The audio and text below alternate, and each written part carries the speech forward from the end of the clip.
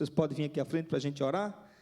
As criancinhas vão sair agora para o momento deles, momento de estudo da palavra. Turminha, mas que alegria, hein? Muito bem.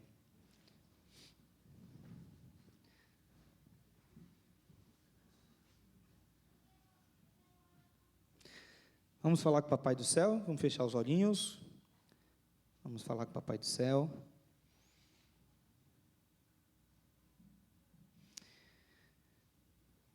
Pai do céu, cuida, Senhor, de cada um desses pequeninos. Tua palavra diz que dos tais é o reino do Senhor. Fala o coraçãozinho deles agora, Pai. Usa, Pai, aqueles que vão ensinar a Tua palavra a eles. Para que cada palavra, cada texto, cada coisa que eles vão dizer ou fazer, possa alcançar a mente e o coração deles. Se a Tua palavra nos diz, ensina a criança no caminho que deve andar, e quando for velha não se desviará dele, Deus, nós cremos então que a Tua palavra é viva, eficaz e penetra no coração dos nossos filhos. Cuida deles e ensina a Tua palavra a eles agora. E fala também conosco nesse culto, em nome de Jesus nós te oramos. Amém. Amém. Podem ir bem devagarzinho, tá bom? É mesmo que dizer corra, né?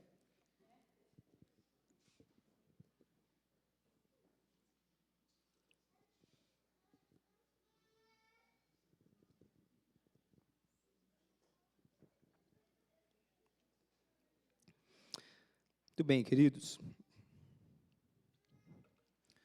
Descansaram de ontem, não? Quem estava lá ontem, todo mundo descansou? Eu confesso que eu acordei quebrado hoje. Jogar vôlei, brincar ali, eu acordei quebrado. Mas foi bom, não foi, irmãos? Graças a Deus, foi uma bênção. Graças ao bom Deus, foi um momento muito gostoso ali juntos. Lembrando sempre que no nosso projeto também ministerial, eu penso que uma igreja saudável é uma igreja que ela vive a palavra, ou seja, discipulado, ensino da palavra. Uma igreja saudável é uma igreja que vive comunhão, e uma igreja saudável é uma igreja que vive missão. É uma igreja em que, quando ela sai daquelas quatro paredes ali, ela permanece na palavra, ela busca viver família na fé uns com os outros, e ela cumpre a missão de Deus, de proclamar o Evangelho. Você está no trabalho, você está no seu dia a dia, então fala de Jesus, mostra Jesus para as pessoas com sua vida. Está na vizinhança, seja onde for, a oportunidade que Deus te der, fala do amor de Deus para as pessoas. Isso é missão. E não apenas missão aqui, a gente tem missão também longe, e a igreja tem que se envolver com isso. Então, para mim, biblicamente falando, essa é uma igreja saudável, tá bom? Abra sua Bíblia então, por favor, em Tiago, carta de Tiago, capítulo 2. Tiago, capítulo 2. Enquanto você está abrindo, eu queria então só fazer aqui uma retrospectiva com vocês, lembrando que nós estudamos nos 2 últimos domingos sobre Tiago, capítulo 1, ok? Tiago, capítulo 1, nós vimos, a série de mensagens é Carta para Você, então a carta, uma exposição na carta de Tiago para a sua vida, uma exposição bíblica, e eu mostrei que carta para você, em primeiro lugar, aprender a como passar pela provação. Todos nós passamos por provações, todos nós passamos por lutas. Como a gente passa por elas, como nós vencemos as provações do nosso dia a dia, né? No segundo domingo, então, eu continuei no primeiro capítulo e eu falei sobre uma carta para você que foi gerado pela palavra para viver a palavra de Deus. Foi isso que eu estive compartilhando, então, no segundo domingo. E hoje, continuando, então, a carta de Tiago, uma carta para você entender de forma prática o que a justificação pela fé produz na nossa vida. Vou repetir. Vamos compartilhar hoje, no capítulo 12 de Tiago, o que é que a justificação de Deus na minha vida, pela fé em Cristo Jesus, o que é que ela produz, o que é que ela deve produzir na minha vida. Ou seja, um dia eu disse, eu sou de Jesus, eu sou do Senhor, eu vivo com Ele, então como eu tenho que viver a minha vida? E Tiago vai trabalhar sobre isso agora no capítulo 12. Por favor, vamos ler juntos então? Meus irmãos, não tenhais a fé em nosso Senhor Jesus Cristo, senão na fé no Senhor Jesus Cristo, Senhor da glória, em acepção de pessoas. Se, portanto, entrar em vossa sinagoga algum homem com anéis de ouro nos dedos e trajos de luxo, e entrar também algum pobre andrajoso, e tratardes com deferência o que tem os trajes de luxo, e lhe disseres, tu, assenta-te aqui em lugar de honra, e disserdes ao pobre, tu, fica ali em pé, ou assenta-te aqui debaixo do estrado dos meus pés. Não fizestes distinção entre vós mesmos, e não vos tornastes juízes tomados de perversos pensamentos? Ouvi, meus irmãos, meus amados irmãos, não escolheu Deus os que para o mundo são pobres, para serem ricos em fé e herdeiros do reino que ele prometeu aos que o amam? Entretanto, vós outros menosprezastes o pobre. Não são os ricos que vos oprimem, e não são eles que vos arrastam para os tribunais? Não são eles os que blasfemam o bom nome que sobre vós foi invocado? Se vós, contudo, observais a lei régia segundo a Escritura, amarás o teu próximo como a ti mesmo, fazeis bem. Se, todavia, fazeis acepção de pessoas, cometeis pecado, sendo arguidos pela lei como transgressores. Pois qualquer que guarda toda a lei, mas tropeça em um só ponto, se torna culpado de todos. Porquanto, aquele que disse, não adulterarás, também ordenou, não matarás. Ora, se não adulteras, porém matas, vens a ser transgressor da lei. Falai de tal maneira e de tal maneira procedei, como aqueles que hão de ser julgados pela lei da liberdade. Porque o juízo é sem misericórdia para com aquele que não usou de misericórdia. A misericórdia triunfa sobre o juízo. Meus irmãos, qual é o proveito se alguém disser que tem fé, mas não tiver obras?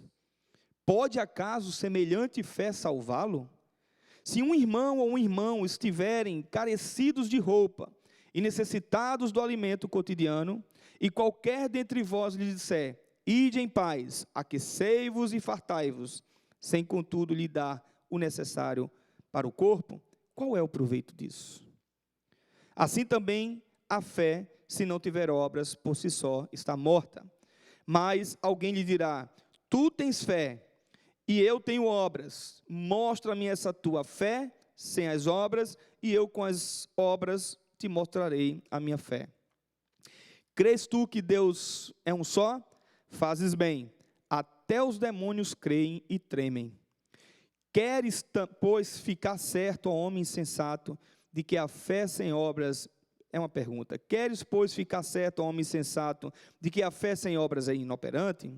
Não foi por obras que Abraão, o nosso pai, foi justificado quando ofereceu sobre o altar o próprio filho Isaque? Vês como a fé operava juntamente com as suas obras, com efeito, foi pelas obras que a fé se consumou. E se cumpriu as Escrituras, a qual diz, ora, Abraão creu em Deus, e isso lhe foi imputado para a justiça, e foi chamado amigo de Deus. Verificais que a pessoa é justificada por obras, e não por fé somente. De igual modo, não foi também justificada por obras a meretriz Raabe, quando escolheu os emissários, e os fez partir por outro caminho? Porque assim como o corpo sem espírito é morto, assim também a fé sem obras é morta. Ok? Até aqui, carta para você entender na prática o que é a justificação pela fé. O que a justificação pela fé produz na vida de alguém, né? O que é que a justificação pela fé produz na vida do crente, do cristão em Cristo Jesus.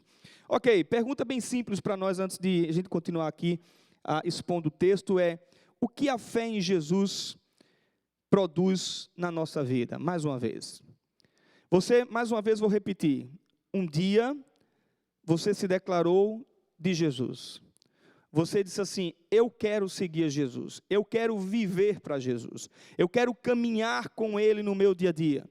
A pergunta é: o que é que isso aconteceu na sua vida de uma vez por todas, a ponto de levar você a viver e a fazer no seu dia a dia? É sobre isso que Tiago ele vai trabalhar aqui no texto. Só para relembrar para a gente, Tiago é o meio-irmão de Jesus, filho de José e Maria.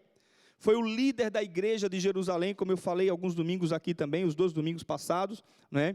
E ele escreveu essa carta com um propósito. O propósito foi abençoar, ajudar, orientar os irmãos que não estavam numa cidade específica, Corinto, Filipos, né? Como a gente vê outras cartas. Não, foi irmãos que haviam se dispersado, a chamada diáspora, ou seja, aqueles irmãos haviam saído das suas lugares, das suas terras, dos seus lugares, por causa da perseguição dos judeus. E eles que estavam em vários lugares ali, então, Tiago escreve para eles, falando sobre a importância da fé, e a importância também das obras, né? E Tiago, então, tem esse propósito aí de escrever essa carta, falando sobre isso. E a gente viu até aqui no capítulo 1, a primeira coisa que nós vimos foi que ele enfatiza no capítulo 1 que as provações, elas existem, mas nós precisamos passar pelas provações firmes na palavra de Deus. É a palavra de Deus que vai me capacitar, é a palavra de Deus que vai me ajudar a vencer o dia a dia e a vencer as provações, ok? No segundo capítulo agora, de forma bem audaciosa, ele questiona a fé dos cristãos de sua época.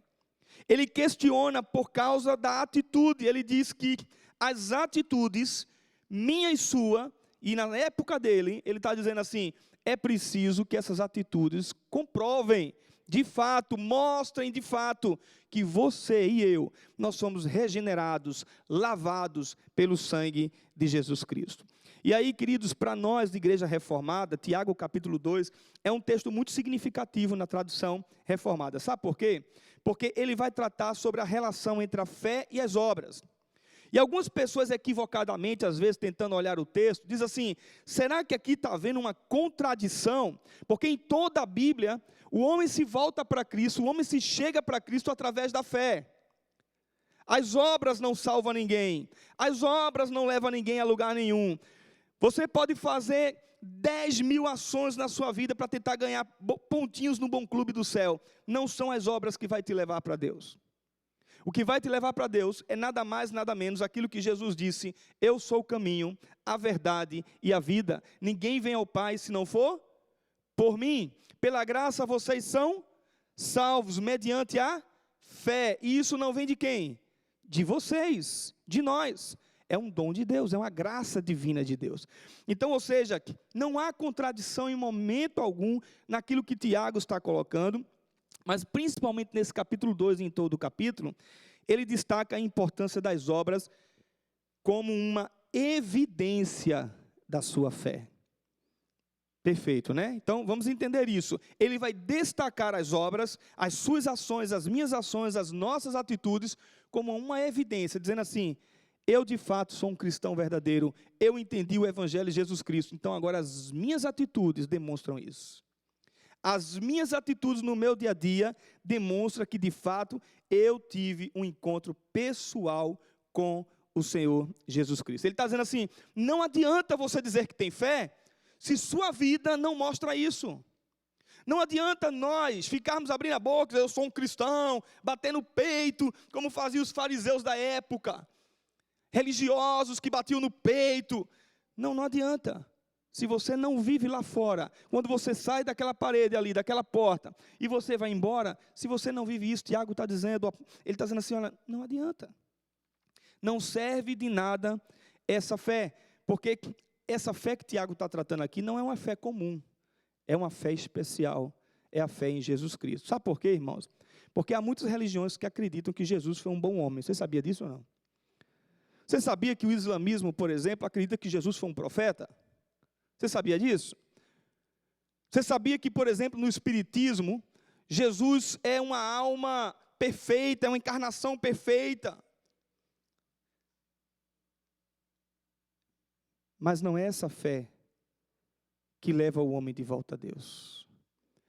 E não é a fé também, agora vamos falar de nós, da pura e mera religiosidade dominical. Deus quer algo muito mais profundo do que simplesmente estar dominicalmente na igreja. Você entende isso que eu estou dizendo, meu amado irmão? Você está compreendendo o que eu estou falando para você? Ou seja, é muito mais profundo o que Tiago está tentando tratar aqui com a gente. O texto vai mostrar isso, o Tiago está inspirado por Deus aqui, claro, e ele vai trabalhar duas verdades que têm a ver com o nosso tema, sobre o que a justificação pela fé produz em nós. Então, a primeira verdade, e aqui eu quero dividir o texto em duas partes conosco. Primeira é as atitudes de uma justificação verdadeira. Está no versículo de 1 a 16. Quais são as atitudes que nós fazemos que mostram que nós somos verdadeiramente justificados por Deus? E 2, ele vai trabalhar sobre uma fé operosa, uma fé que não é morta, mas uma fé que é viva, tá certo? E a gente vai ver isso do versículo 17 em diante. Então, versículo 1, por favor, está com sua Bíblia aberta aí, vai acompanhando agora e vai entendendo o que eu estou tentando mostrar para você à luz das Escrituras. Primeiro ele vai dizer no versículo 1, meus amados irmãos, não tenhas fé em nosso Senhor Jesus Cristo, senão da glória, Senhor da glória, em acepções de pessoas. Então, Tiago trabalha aqui as consequências da justificação pela fé. Ele começa dizendo, então, que a justificação pela fé produz em nós uma mudança tão profunda na nossa vida, uma transformação tão intensa na nossa vida, que nós... Aí ele começa a dar o primeiro exemplo. Ele está dizendo assim, nós não tratamos as pessoas com diferença. Não tenhais essa fé, ele está dizendo, não tenha esse tipo de fé, não seja esse tipo de cristão, que você faz acepção de pessoas. Então, a justificação pela fé produz em nós uma mudança de vida que nos leva a ter atitudes que agradam a Deus. E a primeira atitude que ele está mostrando, então, é não tratar as pessoas com diferença. A gente vai ver isso do versículo 1 ao versículo 13, porque aqui é um alerta muito claro para mim e para você, de que Tiago está mostrando assim, todos são iguais. Para de se achar melhor do que o outro. Para de achar que você sempre é o certo, que você trata as pessoas diferente. Independente da posição social que aquela pessoa tem na sociedade, independente dos recursos que ela possui, independente da intelectualidade dela, não faça acepção de pessoas. Deixa eu só dizer um detalhe aqui para você. Quando eu era, na verdade não era nem ainda no seminário, eu fiz um instituto bíblico. Eu tinha, agora nem lembro, acho que 17 anos, 18 anos, e eu fui para um instituto bíblico que trabalhava com povos indígenas. E eu pensava, talvez, em trabalhar no meio da tribo, pregar o evangelho no meio da tribo. E eu cheguei a passar 30 dias numa aldeia indígena, Ridia, lá no Brasil, distante da civilização. Mas, deixa eu contar um detalhe para vocês. No Instituto Bíblico, todo domingo a gente tinha que sair e andar 5, 6 quilômetros e voltar andando 5, 6 quilômetros, todo domingo de manhã, para fazer evangelização num vilarejo que tinha próximo do Instituto Bíblico. Que a gente ia pelo meio do mato, tá, gente? Estavam as roupas mais diferentes, ia pelo meio do mato. Já era um treinamento para trabalhar com a missão. E eu me lembro que eu ia para uma casa de uma senhora que ela tinha, acho que mais de 80 anos, e a gente chamava ela de vozinha. Aquela senhora assim, bem católica. Um amor de pessoa. Atrás da casa dela tinha uma ladeira assim, irmãos, desse jeito a ladeira. E ela subia essa ladeira assim enorme, né, com as cabras que ela tinha para cuidar das cabras dela. Mas o detalhe fantástico que eu via na vida dessa senhora, era que a gente saía dali todo domingo, era dupla, era eu e outro.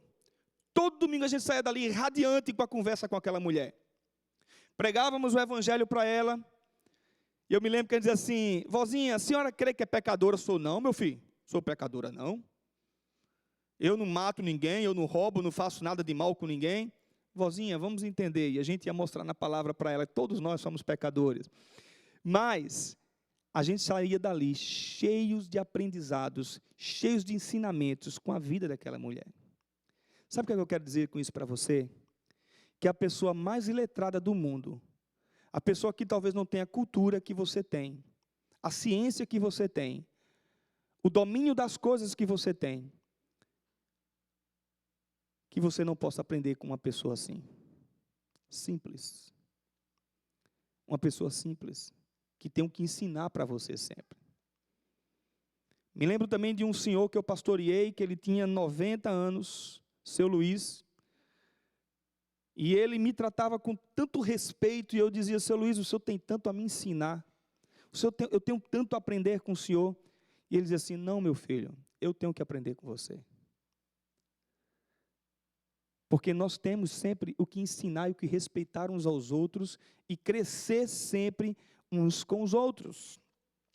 E a partir do versículo 12 ao 13, Tiago vai esclarecer de forma prática. Ele vai dizer assim: portanto, se entrar na sua sinagoga, que sinagoga é essa? A igreja. Se entrar na sinagoga, alguém de anéis de ouro nos dedos, com trajes de luxos, e entrar também algum pobre andrajoso, o que é que ele está tentando dizer com isso? A disparidade social, ela existe. A disparidade social, ela é, gente, no Brasil, por exemplo, na minha cidade, lá em Recife, e aqui também, se a gente for aqui nas regiões, a gente vê isso. A gente vai ter uma área boa e uma área mais simples.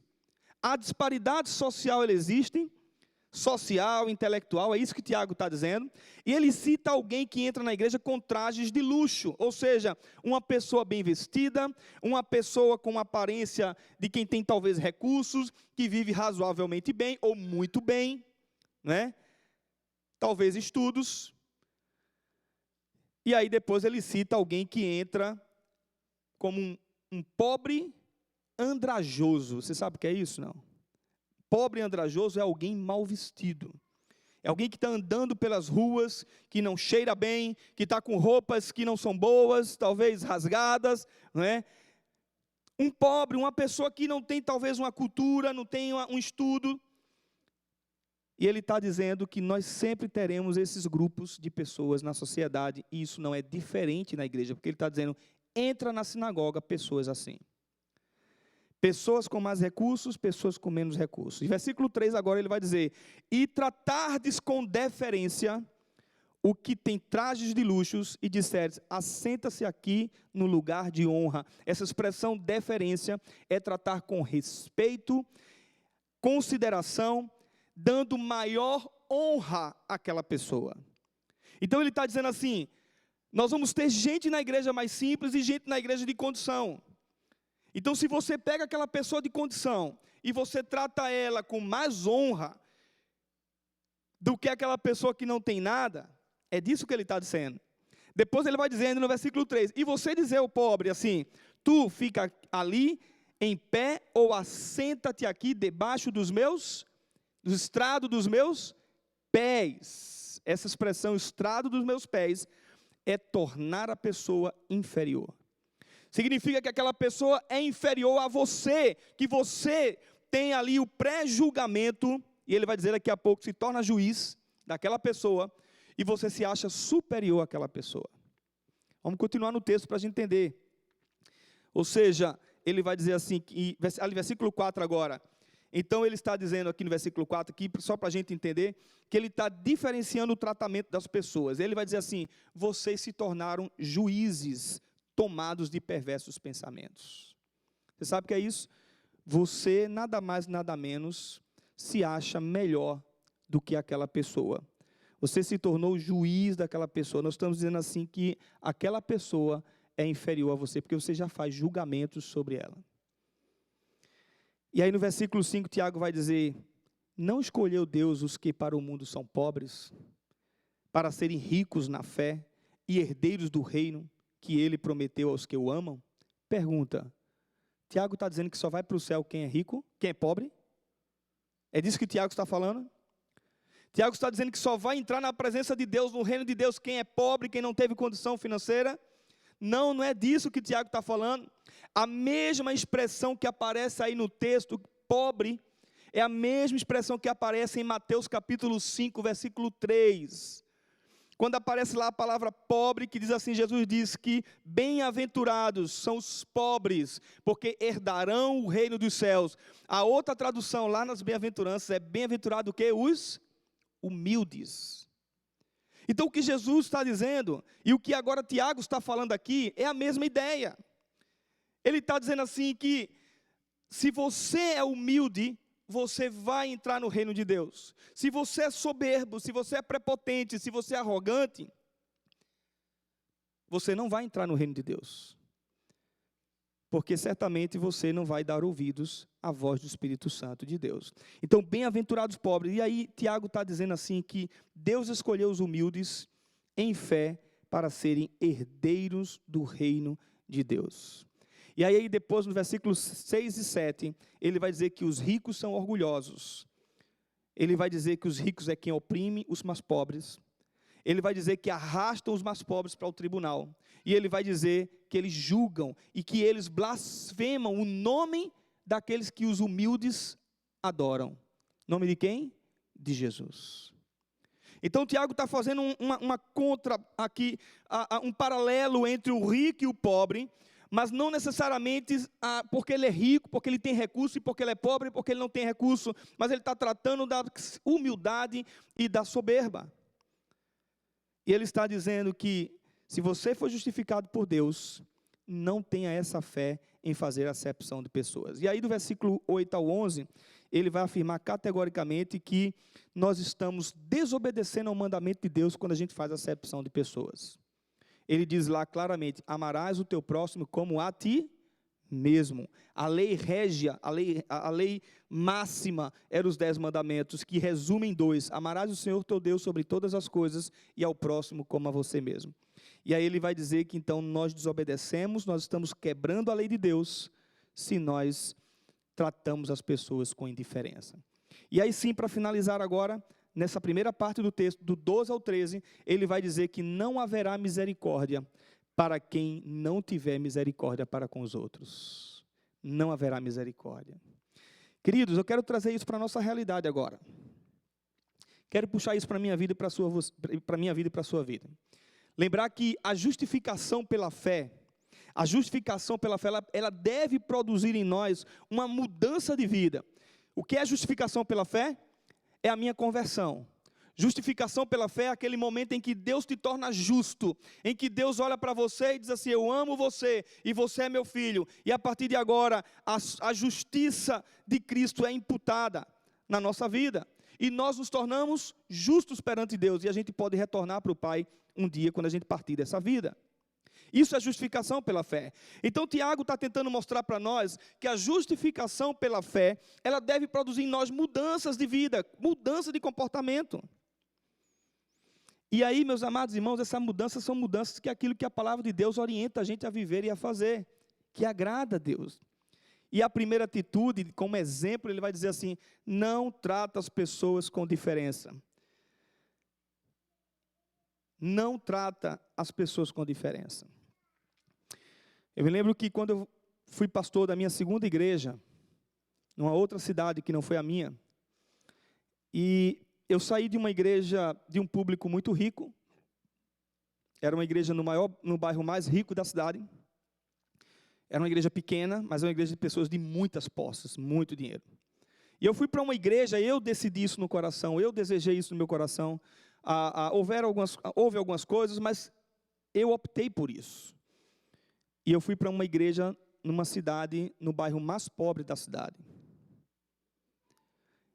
Uma igreja de um potencial extraordinário.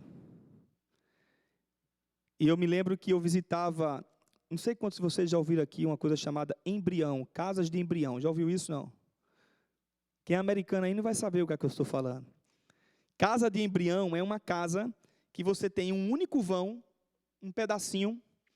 Ali você tem o fogão, ali você tem as coisas, e você tem a sala e você tem um quarto. Você tem uma cozinha pequena, uma sala e um quarto. A gente chama embrião porque é pequenininho. Eu visitava alguns irmãos. Eu gosto muito de bolacha creme crack. E aí eu sentava na mesa para comer bolacha e café. E aqueles irmãos ficavam impressionados, porque o pastor estava sentando na mesa deles e comendo bolacha creme crack.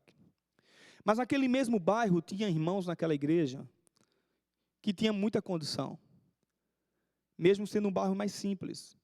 E eu estava também com eles. E esses aqui que eram mais pobres, eles chegaram a dizer assim: o senhor vai mesmo na minha casa hoje? Eu disse: vou sim. Por que eu não vou na sua casa hoje? Eu disse: não, porque eu achava que você não ia não, porque o outro pastor não ia. E eu dizia assim: bom, ele não ia, mas eu vou, né? E eles ficavam impressionados com isso. Irmãos, deixa eu dizer uma coisa para mim e para você. No reino de Deus, não vai haver rico e pobre. No reino de Deus, no céu, na presença de Deus, não vai haver pessoas que têm doutorado, mestrado, pós-doutorado. Eu tenho um mestrado, mas isso não quer dizer nada. No reino de Deus não vai ter essas coisas. No reino de Deus vai ter uma família linda na fé, um povo unido, um povo glorificando o Deus maravilhoso. Então, por que nós agora não vivemos isso na nossa vida? Tratar o outro com diferença implica desobedecer a Deus, porque Deus diz que a gente tem que amar uns aos outros. O Novo Testamento está recheado da expressão uns aos outros. Amai-vos uns aos outros, perdoai-vos uns aos outros, servi uns aos outros, acolhei-vos uns aos outros, sede pacientes uns para com os outros. Recheado de viver uns aos outros. Tratar com diferença é não agir com amor e misericórdia para com as pessoas. Significa que você está rejeitando as pessoas, a condição social, a raça. E na igreja, eu queria dizer isso para mim e para você, não deve ser assim. Não deve ser assim. Se alguém de condições como as posses, nessa igreja hoje, ou no futuro, uma igreja ainda nova que está começando, e se ele contribui com mais recursos para a vida da igreja, ele vai ser tratado igual aos outros. Ele vai ser tratado igual aos outros. Aqui a gente não tem que ter tratamento diferente com ninguém. Esses dias eu ouvi alguém falando isso, alguém dizendo isso, dizendo: eu deixei de ir naquela igreja tal, porque existem grupinhos. E os grupinhos são das pessoas que têm mais recursos e contribuem mais para a igreja, que dão dinheiro para a igreja. Gente, isso é horrível. Uma igreja não pode viver assim, não tem, nem grupinhos devem existir, tá? Nem grupinhos dentro de igreja devem existir. Você sempre vai ter afinidade maior um com o outro, não tem problema. Não tem problema. Você vai ter mais afinidade com algumas pessoas ali do seu dia a dia, mas igreja não... Olha, o apóstolo Paulo trata sobre isso na carta de Coríntios, porque os grupinhos geram problemas na vida da igreja. Facções, dissensões, discórdias. Eu sou de Paulo, eu sou de apóstolo, eu sou de Cefas, eu sou do pastor Williams, eu sou do Michael, eu sou do Marco Antônio, eu sou de não sei quem. Não existe grupinho no reino de Deus. A gente tem que viver uns aos outros. Você será amado por quem você é, e não pelo que você pode oferecer para a vida dessa igreja. Saiba disso. Há muita gente por aí afora, donos de igreja. E isso acontece muitas vezes quando a contribuição da pessoa financeira é maior do que as outras. Ele se acha dono da igreja. Ou às vezes porque ele assume um cargo de liderança. Donos de igreja. Não existe dono de igreja. A igreja é do Senhor Jesus Cristo. E as portas do inferno não prevalecerão contra a igreja de Deus. Então, queridos, a primeira atitude de uma pessoa que foi justificada por Deus, transformada por Deus, é não tratar as pessoas com diferença. A segunda atitude de uma pessoa que foi justificada e transformada por Deus é cuidar uns dos outros. Versículo 14, agora ao 16, ele vai dizer isso assim, ele vai dizer: do que adianta, meus irmãos, alguém dizer que tem fé se não tem obras? Acaso a fé pode salvá-lo? Deixa eu fazer uma parte aqui, sobre somente essa parte aqui do texto, porque parece que Tiago está discordando, principalmente do apóstolo Paulo, que trabalha a justificação pela fé o tempo todo. E diz que o homem só volta a Deus, ele só é justificado por Deus se ele crê em Cristo. E não pelas atitudes dele, porque ele faz de coisa boa. E aí parece que Tiago está dizendo assim, quando ele diz assim: acaso a fé pode salvá-lo? Tiago está tentando dizer para nós, irmãos, que o homem é justificado somente pela fé, mas a fé, ela produz, as obras é consequência da nossa fé. E no versículo 15 e 16, ela diz: se um irmão ou irmã estiver vestindo estiver necessitando de roupas ou alimento de cada dia, e um de vocês lhe disser, vá em paz, aqueça-se, alimente-se, satisfaça-se, sem, porém, lhe dar nada, de que adianta isso? Ele está dizendo. De que isso serviu? Você dar conselhos para as pessoas e você não cuidar das pessoas. Eu vivi 2 anos em Boston e a igreja de Boston que nos acolheu, eu aprendi muito com aquela comunidade. E uma das coisas que eu mais aprendi naquela igreja é o amor e a generosidade que aquela igreja tem para com as pessoas. Em uma semana, aqueles irmãos montaram toda a nossa casa. Eu tive carros dados pelas pessoas daquela igreja. Mas eu não estou falando de mim só não é porque é o pastor não. Outras pessoas que chegaram ali sem nada, não tinha nada, foi acolhido por aquela comunidade, foi dado roupa, foi dado casacos de frio, foi dado móveis. Me lembro que quando eu fui pastor lá em Recife, na plantação da igreja presbiteriana viva, eu me lembro que a gente tinha irmãos que chegaram, que estavam bem e que perderam o trabalho. E por várias vezes eu vi isso, o grupo todo se juntando e se unindo para fazer alguma coisa para aquela pessoa. Mas essa alguma coisa não necessariamente era dar uma feira, as compras das comidas, mas era ajudar aquela pessoa a se reerguer. Me lembro de um casal que tinha um restaurante e eles tiveram que se desfazer do restaurante e começaram a passar dificuldade, e a igreja toda se juntou para montar um cachorro-quente atrás do carro dele, e ele ir para a universidade vender cachorro-quente. E aquele irmão passou a viver de forma mais tranquila. Isso é ser igreja. Isso é ser família na fé. Não adianta a gente ver a necessidade das pessoas, é isso que Tiago está dizendo. As pessoas passando lutas, passando por problemas, passando por dificuldade, vá em paz, Deus te abençoe.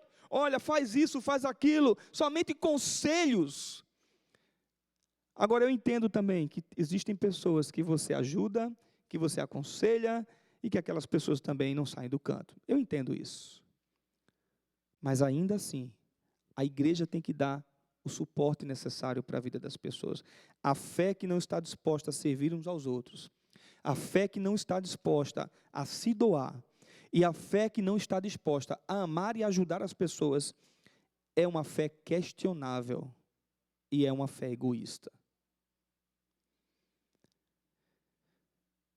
Tiago está dizendo que se agimos com nossos irmãos necessitados, somente com conselho, simplesmente dando conselho sem ação, não serve de nada.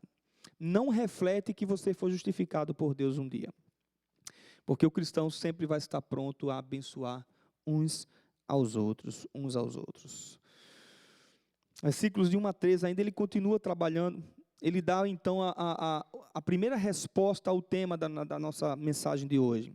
O tema foi, o que a justificação pela fé produz em nós? Produz atitudes de mudança. Eu um dia disse, Jesus, entra na minha vida, eu quero o Senhor na minha vida. Então eu mudo, eu me transformo, eu não vivo na mesma forma e eu produzo obras. Essas obras, Tiago vai classificá-las muito mais numa perspectiva social, mas essas obras é tudo. É inadmissível alguém, presta atenção nisso, alguém que disse, Jesus entrou na minha vida e ele vive lá fora do mesmo jeito. Quantos aqui já ouviram a expressão que diz assim, a pior coisa que tem é fazer negócio com um crente? Você já ouviu essa expressão ou não? Eu já ouvi. Eu já ouvi de uma pessoa que não tem Cristo na vida, que não tem a vida transformada por Deus, e ele sofreu, como é que eu posso dizer, talvez golpes, não sei, de pessoas que dizem que tem Jesus na vida e que vivem dentro da igreja. Pior coisa que tem é fazer negócio com um crente. Terrível isso, irmãos, ouvir isso. Terrível.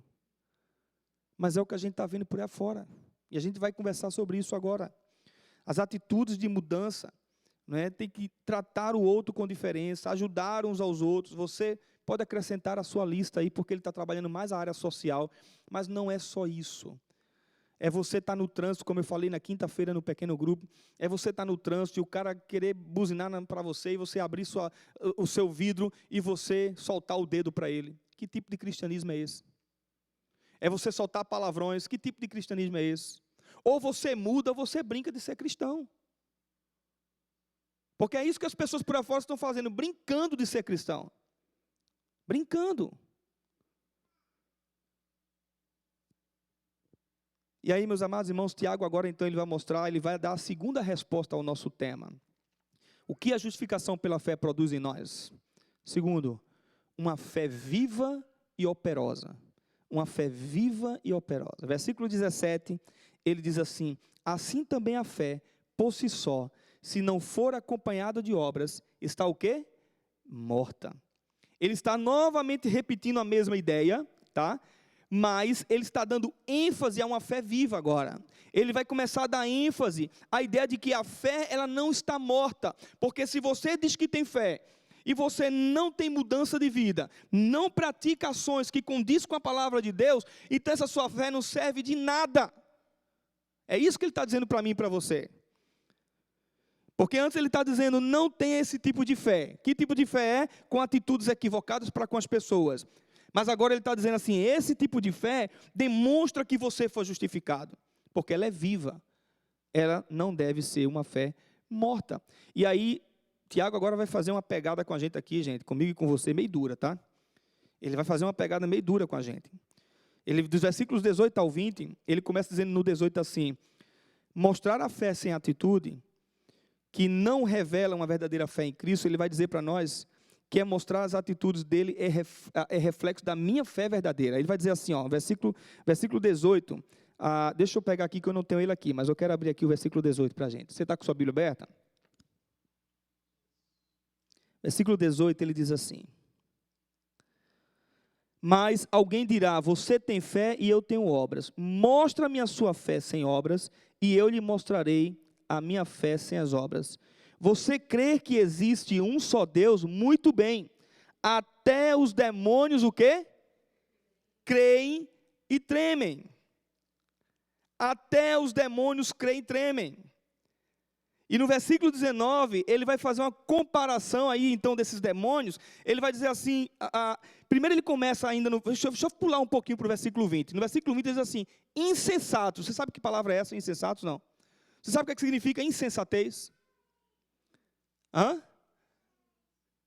Insensatez significa uma pessoa que não tem, peguei aqui do Aurélio, juízo. Você sabe o que é isso? Uma pessoa o quê? Louca. Ele diz assim, insensatos, quer certificar-se de que a fé sem obras é inútil? Por que ele está chamando a gente de louco? Vou voltar um pouquinho daqui a pouco para o texto anterior. Ele está dizendo, por que ele está chamando a gente de louco? Porque se não praticarmos as obras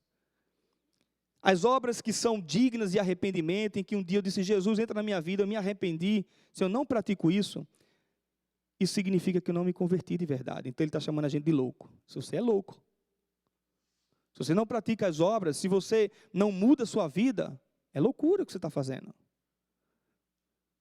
O Espírito Santo não entrou na sua vida e não mudou a sua vida. E aí ele vai então, voltando agora um pouquinho, ele vai comparar de que aquele tipo de fé que a gente diz assim, Deus existe, Deus é bom, ele vai dizer, até os demônios têm essa fé. Não é essa fé que Deus requer de mim e de você. Os demônios não só creem, como eles tremem que Deus existe. Mas ele quer uma fé muito mais profunda, ele quer uma fé que transforma a sua vida. E aí ele começa então a citar o exemplo de pessoas, de dois personagens do Antigo Testamento que tiveram fé e que tiveram suas vidas transformadas. Ele fala de Abraão e de Raabe. Lá no Antigo Testamento, ele vai dizer que Abraão, ele foi justificado quando ele ofereceu o filho dele a Deus. Ou seja, ele teve atitudes de obediência. Ele teve atitudes de dizer, Deus, tá bom, o Senhor está pedindo o meu filho para sacrificar, ok, Deus, eu te dou o meu filho. Ele está dizendo assim, Abraão foi justificado pela fé. Porque a fé dele mostrou que ele obedece a Deus. Depois ele vai falar de Raabe. A gente sabe que o sacrifício não aconteceu, né, irmãos? Graças a Deus, né? Isaac não foi sacrificado. veio o cordeiro ali que substituía Jesus Cristo, né? que era a representação de Jesus Cristo. Depois ele cita Raabe. Raabe foi justificada quando acolheu os espiões e enviou aqueles depois para o caminho deles. Ela foi justificada por aquela atitude. Mas ele vai dizer no texto, ambos demonstraram a sua fé. Ambos creram e tiveram prática, tiveram atitude. Então, o texto está tentando nos mostrar que justificados pela fé tem a ver com uma fé viva, uma fé prática, uma fé que eu coloco prática nela, em que eu mudo meus comportamentos, mudo minha atitude. E aí, meus amados irmãos, de forma bem prática, uma fé morta e uma fé viva. Eu quero fazer a distinção para mim e para você agora, na minha visão. Uma fé morta e uma fé prática. Primeiro, uma fé morta é aquela que você se convenceu, o homem se convenceu, ele passou a ser um religioso, e ele passou a entender que Jesus é bom, Jesus é legal. Eu vou à igreja, Jesus é bom, mas não houve conversão. Houve convencimento, mas não conversão. Há uma diferença. Conversão é mudança. Conversão é transformação. Conversão é você sair daqui para outro lugar. Mas convencimento é dizer assim, ok, esse caminho é bom. 2, a diferença de uma fé morta e de uma fé viva é que a fé morta não deixa ser quebrantado por Deus. Não deixa ser impactado pela palavra de Deus. Ouve, escuta, mas não se deixa ser transformado por Deus. Mas a fé viva é reconhecer que é pecador, que está perdido sem Jesus Cristo e que precisa mudar de vida. Essa é a fé viva. Porque Deus não quer religiosidade. 3, a fé morta é aquela fé daquela pessoa que vem à igreja, está todo domingo na igreja, mas não tem contato com a palavra, não lê a palavra, não ora, não busca a Deus, não se relaciona com Deus, e diz assim, a minha igreja é muito legal, eu vou lá, tem uma turma boa. Mas a fé viva é a fé daqueles que vêm à igreja porque necessita se relacionar com Deus. Necessita, entenda assim, eu preciso aprender de Deus, eu preciso aprender da palavra, eu preciso meditar na palavra, eu preciso ter fé, eu preciso de ajuda, porque sozinho às vezes eu não consigo. A fé morta é a fé que faz boas obras achando que vai para o céu. No meio evangélico, isso não é só coisa de espiritismo não, no meio evangélico tem muita gente que acredita nisso. Que quanto mais ação ela fizer, mais isso vai ganhar pontinhos no bom clube do céu. E a fé verdadeira e genuína, ela entende, meus amados irmãos, que só Jesus Cristo, só a graça de Deus é que nos leva de volta a Deus, somente. Então a justificação pela fé faz parte do nosso processo de salvação. Eu estou sem a tela hoje aqui, eu queria ter mostrado isso aqui a você. Mas deixa eu explicar isso a você, porque na nossa teologia bíblica reformada, nós entendemos que existe um processo da salvação de Deus, da justificação pela fé faz parte do processo. Primeiro, Deus criou o homem perfeito, sem pecado. E eu tenho falado isso constantemente aqui, porque pregação sem administração do evangelho não é pregação. Deus criou o homem perfeito, sem pecado. O homem peca contra Deus e se afasta de Deus. Ele recebe uma sentença. Que sentença é essa? Morte. A morte é a separação. Separação de Deus enquanto você está em vida. Separação de você mesmo, porque seu espírito vai para um lugar, ou sua alma vai para um lugar e seu corpo vai para a terra. Deus não criou o homem para ser assim. Deus criou o homem para viver eternamente, se ele permanecesse firme e não desobedecesse. E a morte é a separação eterna. Viver longe de Deus. Quando Deus disse ao primeiro homem, não peca, no dia que você pecar, você vai morrer. A partir dali, o homem passou a estar longe de Deus. E o resultado disso é que a justiça de Deus precisa ser cumprida. Deus não volta atrás naquilo que diz, irmãos. E ele disse que iria condenar o homem. E ele vai condenar. Mas no caráter de Deus e no ser de Deus existe algo que se chama amor. e Ele não quer condenar o homem pelo pecado. Então a justiça de Deus e o amor de Deus precisa ser satisfeito. A justiça é: vou condenar o homem pelo pecado. O amor é: não quero condenar o homem pelo pecado. E aí Deus resolve essa parada, enviando o seu Filho, Jesus Cristo, para se entregar por nós, para fazer algo que eu e você não podia fazer, ok? Ele faz isso por nós. E aí agora começa então o processo da salvação, daquilo que nós entendemos. Primeiro Ele então, quando Ele envia o Filho dele ao mundo, e o Filho dele paga o preço pelo pecado, Ele, quando te chama, como te escolhe, Ele te regenera. Você sabe o que é regeneração? João capítulo 3, Nicodemos, você precisa nascer de novo. Como assim nascer de novo?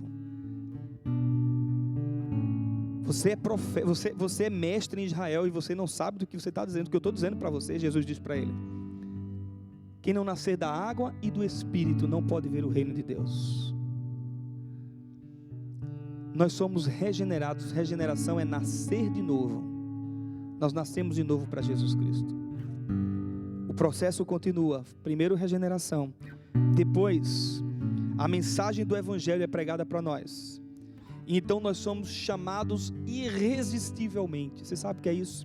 Quando o Evangelho de Jesus é pregado para mim e para você, nós nos voltamos arrependidos e dizemos: eu sou pecador, eu sou miserável e eu preciso da graça de Deus. Nós nos voltamos para esse Deus arrependidos do nosso erro e dos nossos pecados, porque ouvimos a voz do Espírito Santo de Deus. No processo então, você é regenerado, você então é chamado por Deus, eficazmente, você não tem como dizer não ao chamado de Deus, e aí então você é justificado pela fé. Deus, naquela hora que Ele te chama, você não consegue dizer não, você vem à presença dEle debruçada, e naquele momento, a justificação pela fé acontece na nossa vida. Ele nos torna justos, porque nós cremos em Jesus Cristo como Senhor e Salvador. Mas o processo não para, Ele nos torna filhos por adoção, porque só existe um Filho de Deus, Jesus Cristo. Aí então agora começa o processo da santificação. Enquanto Jesus não voltar, enquanto você respirar, se você foi regenerado, chamado, se você foi justificado, se tornou filho, você precisa viver uma vida de santificação, que agrada a Deus. Dia a dia, matando o seu eu, matando o meu eu, e dizendo: Jesus, muda a minha vida, muda os meus comportamentos, muda as minhas atitudes. E por último, vem o que nós chamamos da glorificação. Quando Jesus voltar, nós teremos os nossos corpos glorificados, sem pecados, e nós iremos gozar da eternidade com Ele. Nós iremos viver a eternidade com Ele, porque você nasceu de novo, foi justificado, se tornou filho, está no processo de santificação, e um dia você vai ser glorificado para com Deus. Entende? No processo você tem o quê? Justificação pela fé. A sua fé em Cristo, Cristo te justificou, e a mim também. Mas a santificação leva a gente à prática de boas ações, a gente obedecer a palavra, a gente crescer na palavra. Irmãos, fala sério, não há compatibilidade em dizer assim: eu tenho fé em Jesus, e não haver mudança de vida. Não há. Você precisa parar e refletir sobre a sua vida, e eu preciso parar e refletir sobre a minha vida. Se eu digo: eu sou de Jesus, e você não muda seus comportamentos, eu não mudo meus comportamentos, alguma coisa está errada. É isso que Tiago está dizendo. Mostra a tua fé de boca para fora, que você está dizendo que tem fé em Jesus, que eu, com as minhas práticas, com as minhas atitudes, no meu dia a dia, eu vou mostrar para você a minha fé. Ele não está dizendo que eu preciso praticar obras para que eu seja salvo, mas ele está dizendo que ele é salvo e a consequência da salvação é gerar arrependimento, mudança e transformação de vida. Está claro isso, irmãos? Você entende isso que Tiago está dizendo para nós? Eu quero finalizar. Quinta-feira nós no GD a gente mastiga a pregação do domingo. O que é pregado aqui a gente mastiga no pequeno grupo. E na quinta-feira eu propositadamente coloquei uma pergunta lá para o grupo. E a gente parou um tempo para conversar sobre isso. Quem estava lá vai lembrar. Que é, a gente olha para os cristãos dos nossos dias. E a gente olha para a sociedade. E a gente vê a sociedade zombando às vezes, criticando às vezes a igreja pelas atitudes da igreja. Aquilo que a igreja era para ser diferente na sociedade, há uma zombaria com a igreja. Todo pastor é ladrão, todo pastor rouba, crentes que não prestam. Já falei para vocês que nem dessa palavra eu gosto, crentes. Prefiro ser chamado de discípulo de Jesus. Cristão, evangélico, acho até melhor esses aí, mas nem gosto muito dessa palavra crente. Foi tão vulgarizada. E a pergunta foi, a gente olha para as pessoas criticando a igreja e a gente vê um cristianismo raso. E a gente foi conversar sobre isso, principalmente porque as pessoas não leem a palavra, porque foi o tema da semana passada. E a gente olha de fato para um cristianismo hoje, em pessoas preocupadas em poder, curas, milagres, que se eu pregasse isso aqui, essa igreja estava cheia, lotada. Curas, milagres, prosperidade, você vai ser rico, você vai deixar de ganhar X para ganhar Y, principalmente se você der para a igreja, é barganha com Deus, dá que você vai ter muito, de fato você é abençoado quando você dá, mas não nessa barganha que a gente está vendo por aí afora. E a gente vê um cristianismo que as pessoas estão buscando cura, poder, milagres, prosperidade, arrepios, com doutrinas equivocadas da palavra de Deus, e padecem. Esses irmãos padecem nas suas vidas, irmãos. Padecem porque eles não conhecem a palavra.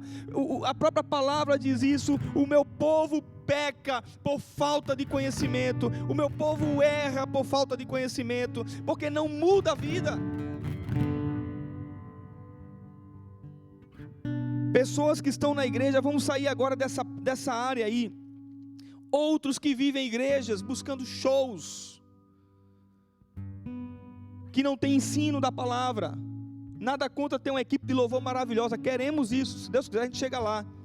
Nada contra você ter estrutura, isso é fantástico, ajuda a gente a comunicar o evangelho. Não é disso que eu estou falando, mas as pessoas estão buscando essas coisas. Os seus líderes são os popstars, são os pastorzão do momento, que enriquecem, desculpa a sinceridade, enriquecem com a cegueira espiritual, enriquecem literalmente com a cegueira espiritual do povo.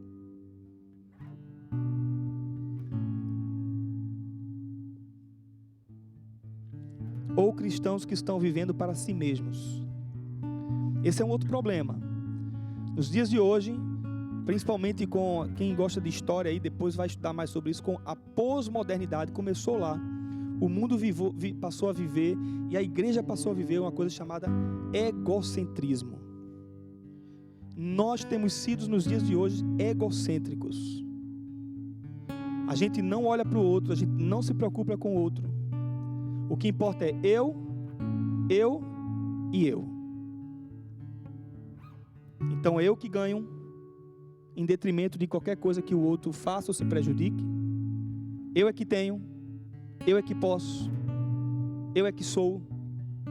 Filosofia do ser e do ter. Você precisa ser alguma coisa, você precisa ter alguma coisa. Eu e eu. É o embelezamento da vida. Você percebe que nos últimos anos o que você mais tem em cada esquina é um salão de beleza. O que você mais tem em cada esquina é uma academia. Nada contra isso, tá, gente? Eu estou tentando exemplificar para você. Cada vez mais as pessoas estão sendo voltadas para si mesmas. e elas estão esquecendo dos outros. A justificação pela fé produz em nós atitudes de mudança e uma fé operosa. Uma fé que de fato tem atitudes, tem comportamentos de vida diferentes. Então que isso alcance o seu coração. Que Deus fale ao seu coração. Para que você saia daqui e não seja mais um no meio de uma multidão evangeliquez. Com toda aquela linguagem evangeliquez.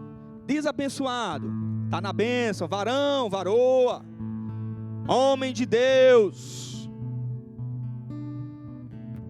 E muitas vezes pura hipocrisia. Tem que ter roupa para pregar, tem que ter forma de falar, meus diletos irmãos.